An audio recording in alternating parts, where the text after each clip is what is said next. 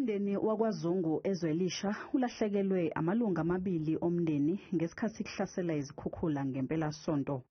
Ugogo nomzukulu bacindezelwe ubonda lwendlu Khathi belele kuhlasela imvula. Mangifika ke ngisondele mangiphenya ngiphakamisa othayela mangibona nanguma ubheke phezulu nanginosele ubheke phezulu. Imeya yaseThekwini ivakashele le ndawo yayobhonga emswaneni emndenini esemanzini. Sifisa ukuqala ukuthi sikhalisane nemndeni yonke lesivakashelayo usomlomo uhola ithimba libheke ngase-south njengoba thina singapha ngase-north sihambela imindeni elahlekelwe bayisithupha abantu esekukhonifenye badlulile emhlabeni ngenxa yalesimo sezulu.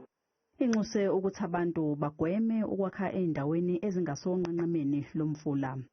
Abantu bathi basaqhubeka namhlanje bangime lapha nje bakhona abaqongqothelayo abakhaya.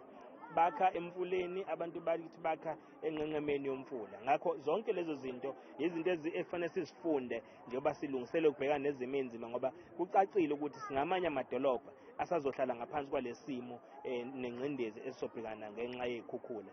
Lemvula icekele phansi nengqalasizinda yamapayipi yokuthumela amanzi nosekuphoqa ukuthi lo mphakathi uyokha amanzi emhosheni. Sasela ikhukhula so kwangimoshakala ibridge so manje kuyaphoqeleka ukuthi siwele umfula sihambe sothola amanzi ngaphesheya. Kusafekthe kakhulu ngoba ngolwesithathu ingane sesikoleni asazi sizowela kanjani.